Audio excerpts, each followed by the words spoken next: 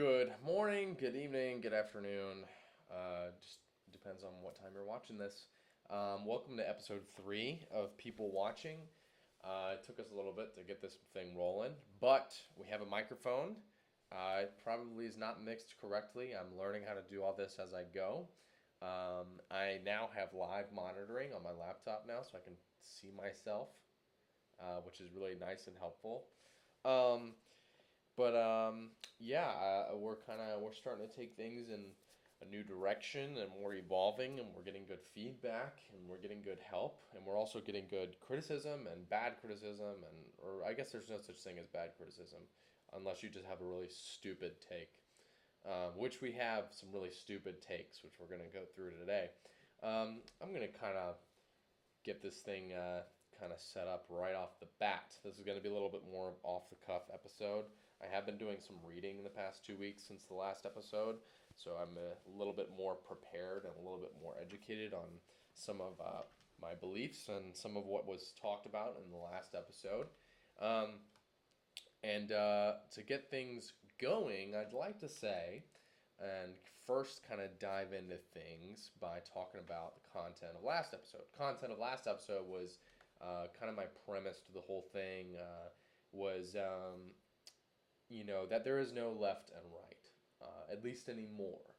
And I shot it with more of a script, and things are more locked into each other, and it kind of felt clunky, and I personally felt all over the place, and it kind of felt incoherent when I go back and I look at it. And so we're not going to do that anymore. I'll have a little bit of a script here and there, but this one, like for example, the first episode was a light script, second episode was a heavy script. Now we're doing no script. This is entirely off the cuff, entirely off the dome.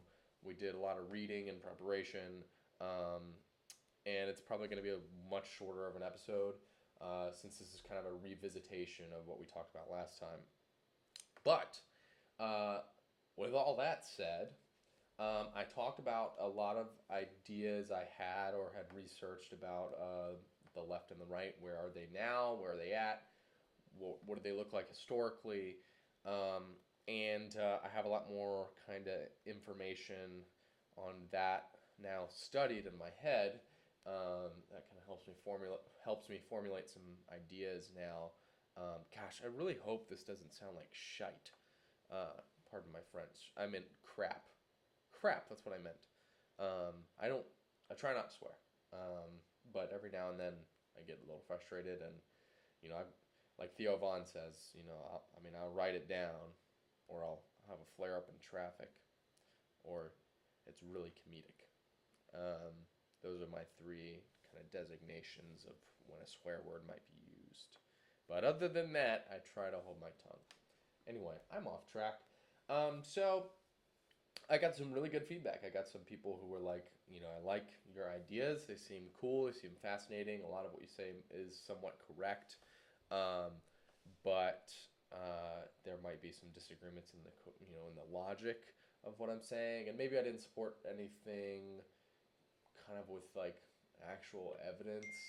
Um, Need to mute my notifications. Let's do that. Um, Anyway, make sure we do that next time. Which I get. I'm kind of a person where, in today's political climate, when I talk about like the censorship and a lot of censorship that happened during like the Biden administration and even previously, and I give like an example like Joe Rogan trying to get canceled for the ivermectin thing and or Roseanne Barr. When I give examples like that, I don't really feel like I need to give you an entire history and a bunch of like news articles on what happened. I think everyone can look back at kind of the COVID era and be like, yeah, there was a lot of censorship, and it was largely from the left. That's not debated whatsoever. I think a lot of us know that pretty precisely.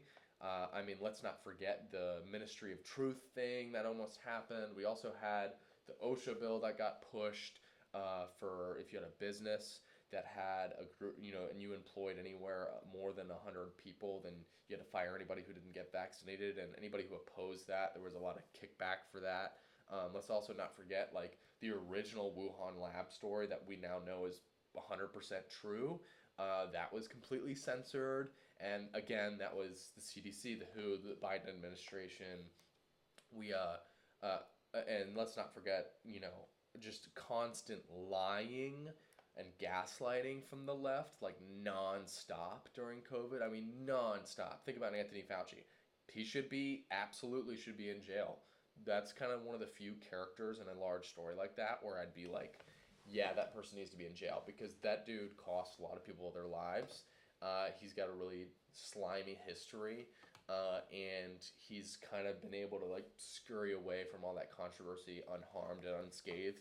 I don't think that's fair to the American people after all of the lying to our faces he did and a lot of people in the Biden administration. So I think it's really arrogant to be like, the left.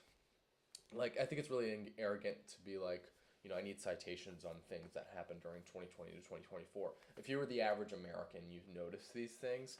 I shouldn't have to be like, well, in this article from so and so in 2022 on November 12th from, the New York Times. It's like we all know what happened.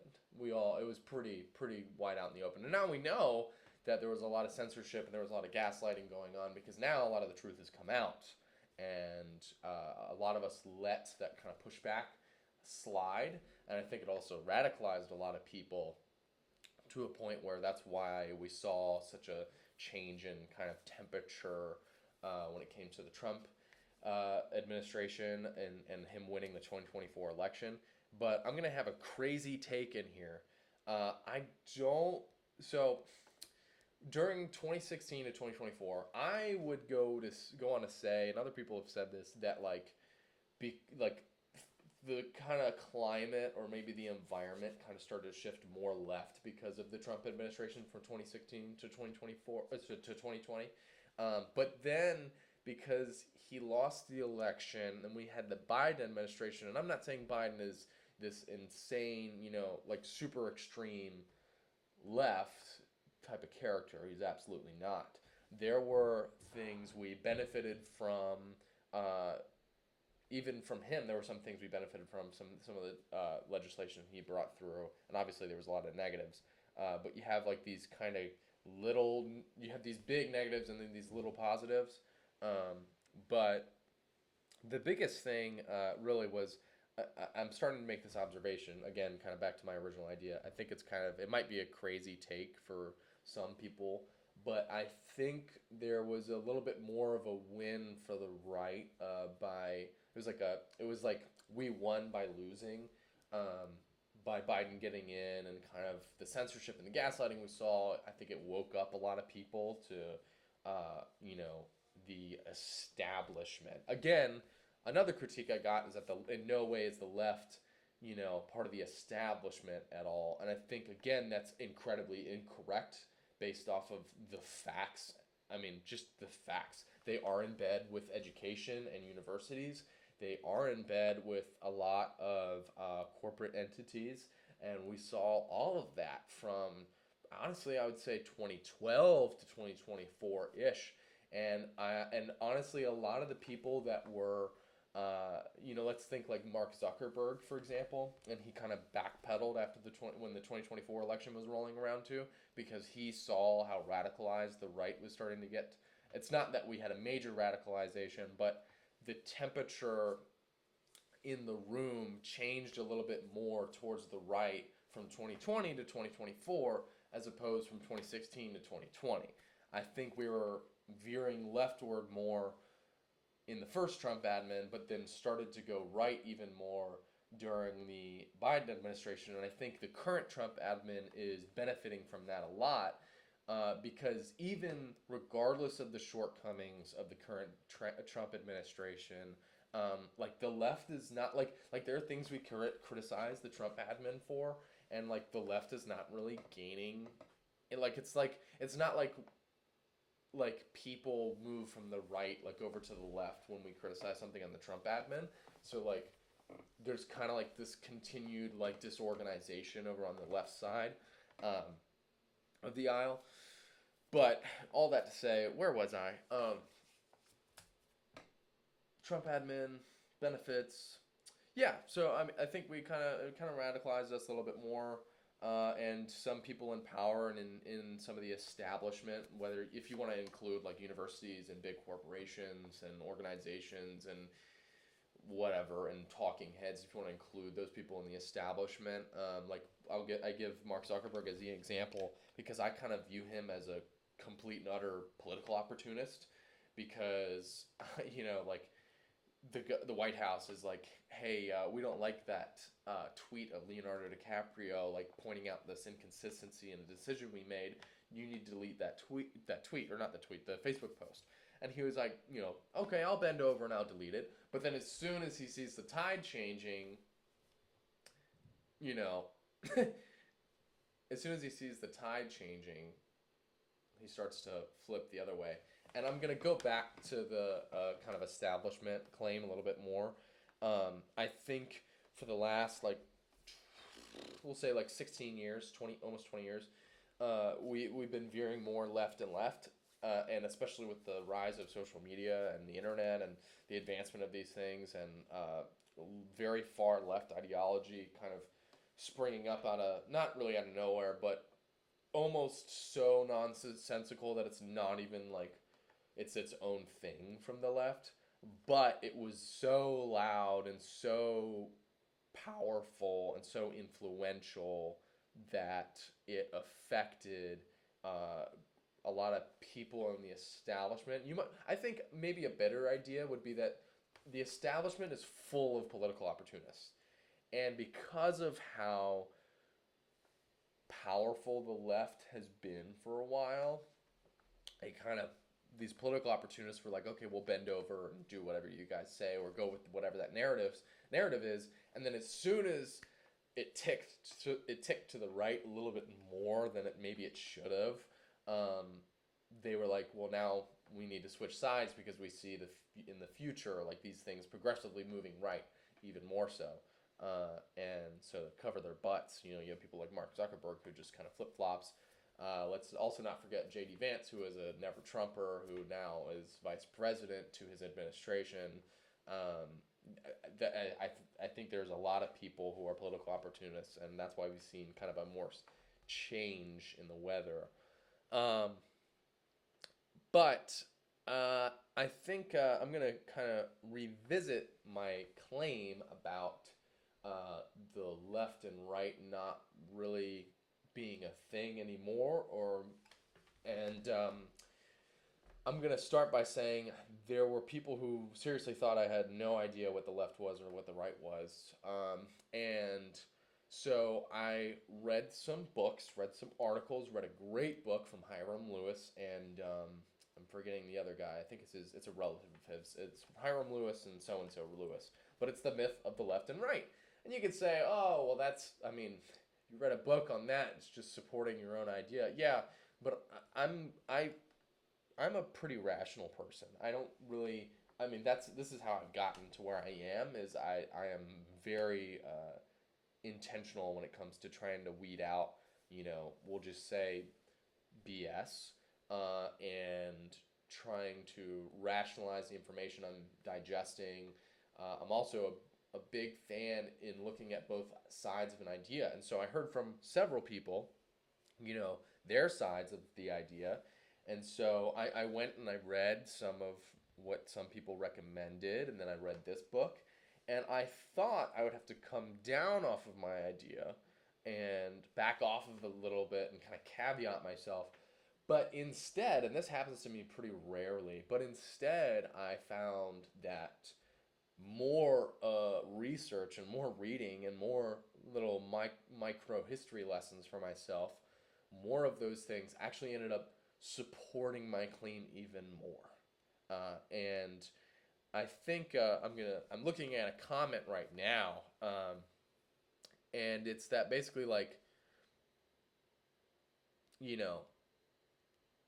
somebody said that like they would have liked examples of like what left and right looks like, and unfortunately, I can make an anti-change example story for the left, and I can make a pro-change story for the right. So that's where things kind of get problematic is if I can fit what is supposed to be a left or liberal ideologue into a story and a framework that makes it line up more with right wing politics, then is there really any right or left at all?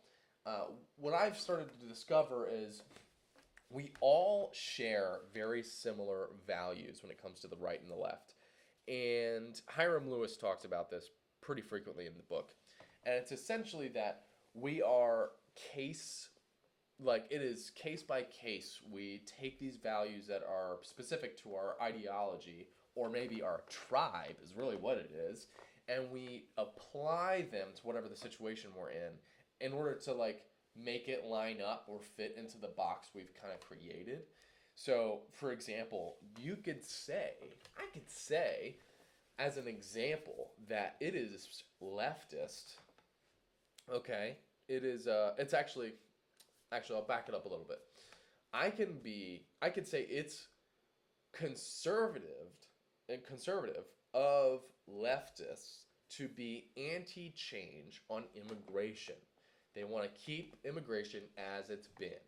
It's anti-change, right? Because a lot of the accusations to conservatism and right-wing kind of ideologues is that it's traditional, it's anti-change. The thing is those values I can apply to certain stories and certain examples of things that have happened within the left, the left wing of things. So I'm not attacking the left at all. I'm instead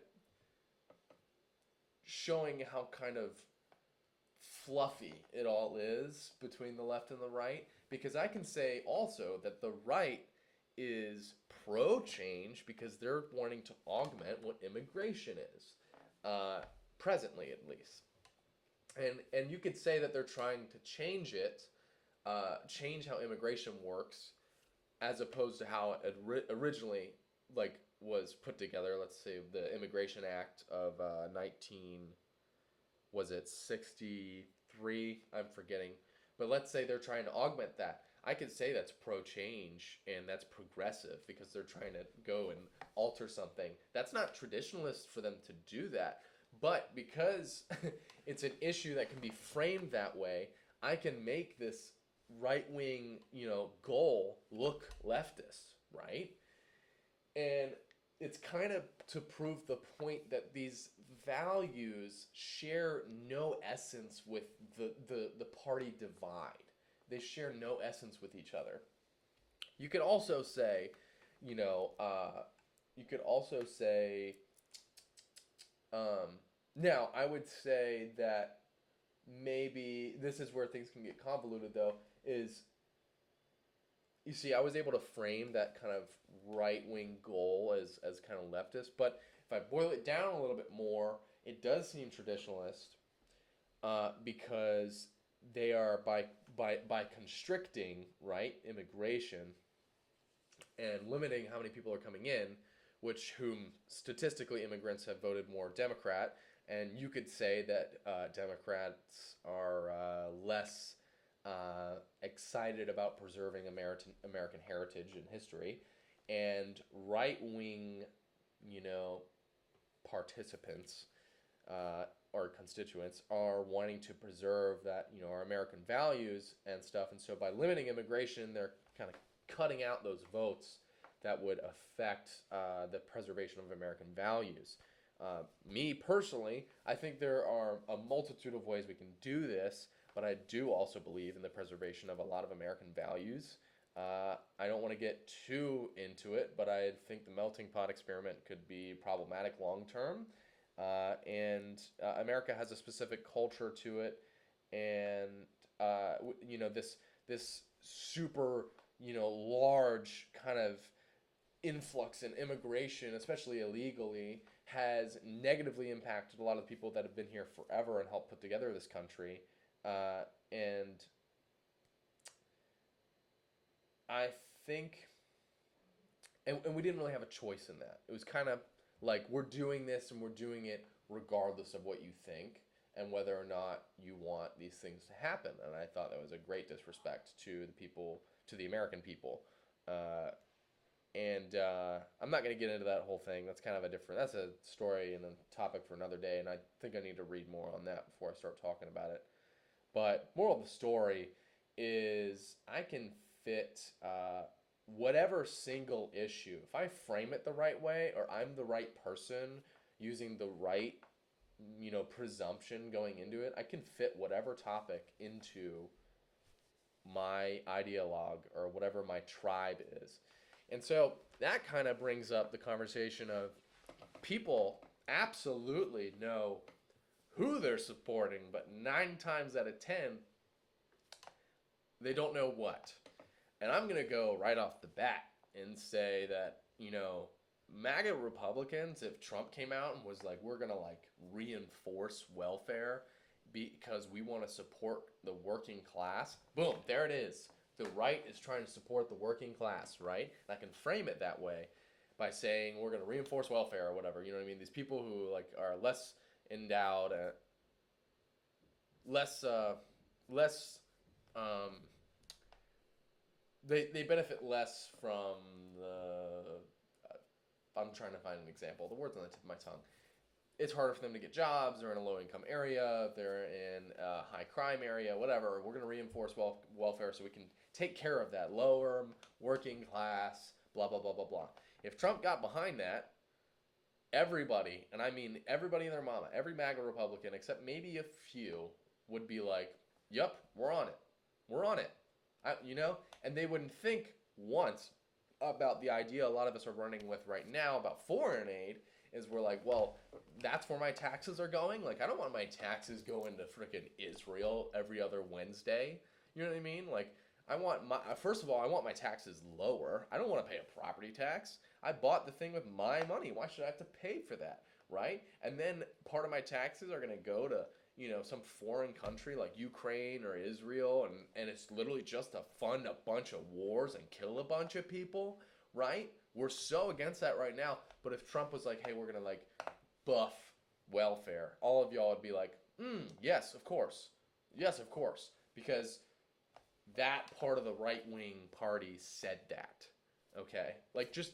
It might be hard to imagine, and maybe that's not the best example of this kind of phenomenon, but I think that's how it would work. And I think a lot of people would agree with me. Same thing for,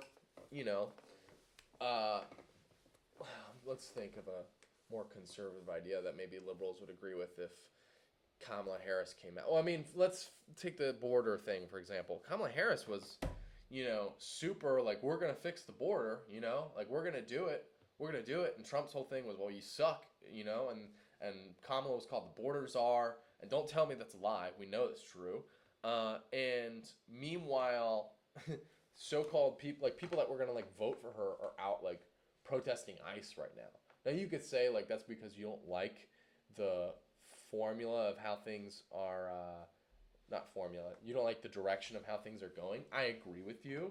We've got ICE guys, yeah, I agree we need to deport people who are here illegally, but we've got, you got somebody protesting ICE, and ICE is, already, ICE is not already, happy with these people protesting, and then, they spit on them, so then they punch that lady, and then that guy punches that ICE back, and then ICE agent back, and then that agent is, shoots him with a rubber pellet, and then, and it's just I don't know. I think there's ways these things could be avoided, and it doesn't help that we're in a situation where the tensions are high, and I think that if a really radical leftist person got into office, I think this could totally get reversed and come and bite us in the butt really badly. And so I think kind of what's happening with ICE needs to kind of get augmented. I think it's okay to agree with two things. I agree that we should be working on immigration and getting rid of illegal immigrants and deporting people. However, I also agree that we should be doing it in a precise surgical way, and not just deport a sheriff from a county because he looks Hispanic. which has happened. And I can't deny that. I can't deny those things because those things are true. We do make mistakes. And I think we're going to be way better as an administration, the Trump administration. I think it'd be way better and way more beneficial for them if they were just like, hey, yeah, we have made these mistakes here and there. Or maybe they have come out and said that. Maybe I've just missed that. But not to go so liberal on you. But we got some other little nuggets of good stuff right here. So I had somebody say, again, somebody claiming that I don't know what a leftist is. We are not liberals or Democrats, is the quote. The left is quite ideologically diverse. You say that, yet there's a pretty firm list on what is leftist. It's pretty narrow. You know what I mean? Like, and it's very measurable too. And then even at that, those values, again, can be taken and then shoved into a right-wing framework, and it still work the same way. So what are you? You know what I mean? If you can bounce back and forth between the aisle, you know what I mean? Like, and you may not think of it that way, but I do, and I see it, and I see the problem in that. I see the logical inconsistency in that. I don't understand how you can try and firmly divide yourselves and have a rule book that signifies who you are ideologically, and yet I can take these things and apply them to another situation. And the reason for that is that these values you hold and you claim are what being left are, those values actually share no essence in what being a leftist is. Anyway,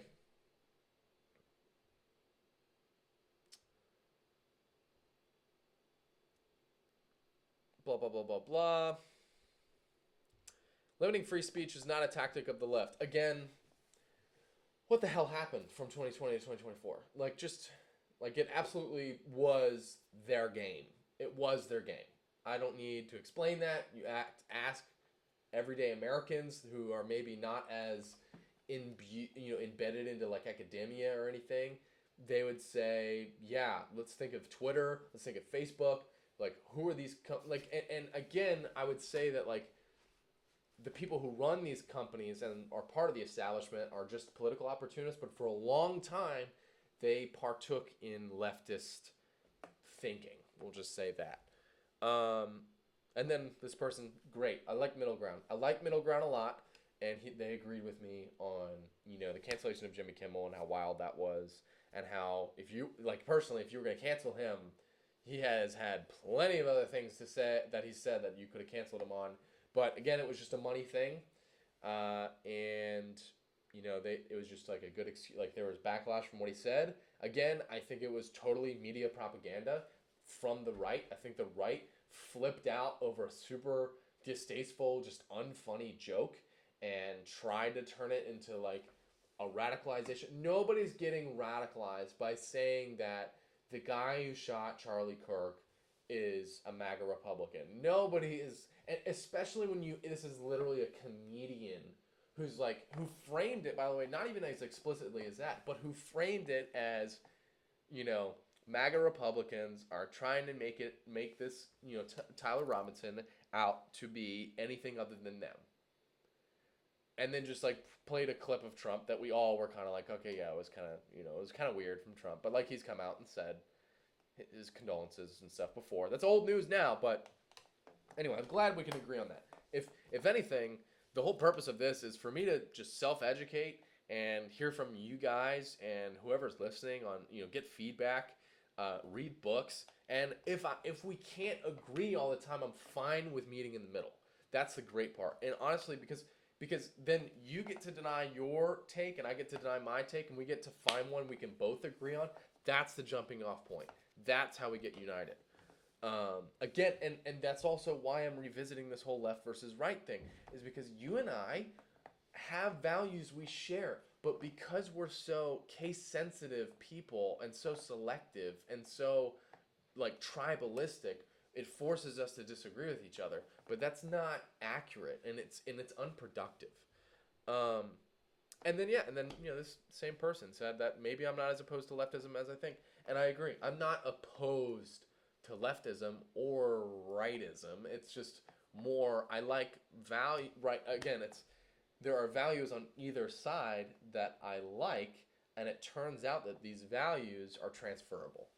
Um, so anyway, there was that, and then there was another point. Um, and then somebody said that my premises were overly reliant on compartmentalizing the left and right into discrete sects of society, and is too anchored into American politics. So if you're going to say that me talking about the American left and the American right, and I'm giving examples of American politics and American history, and you're going to say that it's too anchored in American politics, I think you misread what I was talking about. I think you misheard me. Because the left in Canada is very different from the left in Britain. You know what I mean? There's these... it's a silly idea that I was like trying to like characterize like leftism on a global scale. But I can talk about leftism on a global scale if I boil it down to the values that define leftism. Again, you guys are trying to claim it's so diverse, but it's really not. It's only diverse because you're taking specific values and you're applying them to case-sensitive, issue-specific circumstances. That's why it's diverse. You're taking one value and applying it to a very specific situation. That's not diverse. Anyway, and then also, it's not compartmentalizing when that is quite literally, these are the values that you guys share. I say you guys, but like the left shares, right? What literally defines the left? What makes someone run for a Democratic, position as a senator? You know what I mean? Like, anyway. And then obviously, though, I like the compliment. They said that, I might have some interesting ideas, but the logical inconsistencies between your examples and overreaching argument makes it difficult to evaluate the argument, as you contradict yourself several times throughout the video. I might have contradicted myself several times throughout the video, but I also think that there are times where I say something that's contradictory, and that's why it works. Because two things can be true. It's just case sensitive. And I also do agree, though, that I was a little bit just incoherent, and I was trying something harder, and I was trying to stick to a script, and that just doesn't work for me, I think. I think I do better off the cuff and by the seat of my pants. There's one more thing I want to talk about before we start to wrap up here. Blah,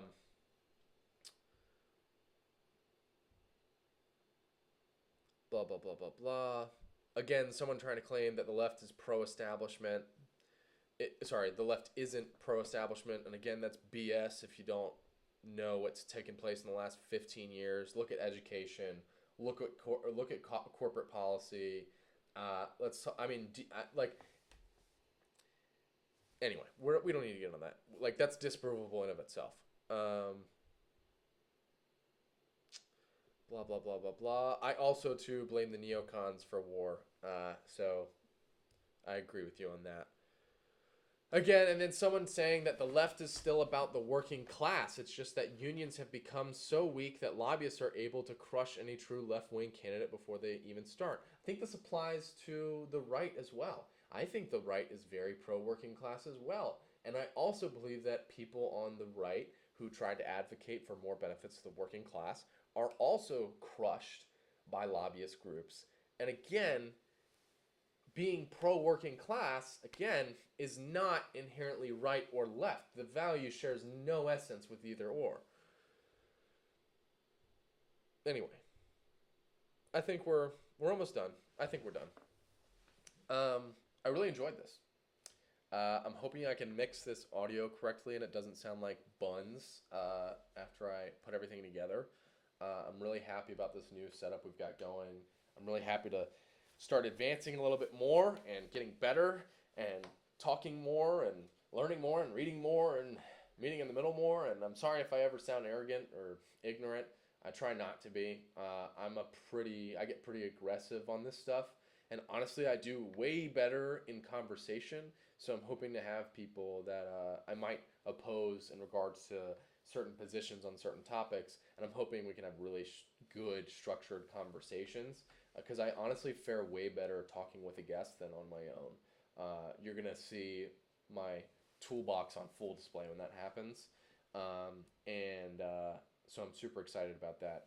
But this has been a good episode. I think it's been really productive. I've gotten to talk about really everything I wanted to. I got to talk about and defend kind of my stance on left versus right politics, and I wish I could off the dome give you some like great like points from the book and like very specific values. I think I'll come back to that another time.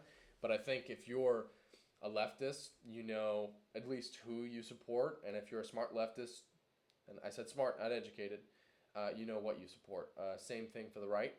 I think honestly the right and the left both suffer very much from tribalism and just supporting someone and not something. And I'm hoping as Americans we can kind of move away from that and say we're done and oppose the things that actually negatively affect us as Americans, like endless wars, endless funding of wars, an insane debt that is bound to crush us around the corner here soon, and stop with these stupid identity, tribalistic politics, and release the Epstein files. Anyway, that's all I have. This has been People Watching, episode 3. We're going to keep trying out different formats. It's only episode 3. I really like the momentum we've got going here. I'm really enjoying it. I'm doing this for fun. And I want to thank you all for listening. Those that you do, those that you don't, try it out. Try not turning off the video after, I think it's at 1 minute and 30 seconds. It's like 40%, more than that. It's like 60% of the people that were watching the video just were like, it was like 4 minutes in, they were like, all right, this guy stinks. But I think it's just because I had a slow lurch these past couple of times. I hope this one was more energetic and more entertaining. So I hope you like what I had to say, and if you disagree with me, have at it. Just my only request is that we keep things Socratic and diplomatic. No need to throw insults and stupid ad hominems at each other because it prevents any sort of constructive progress. So that's all I got. See ya.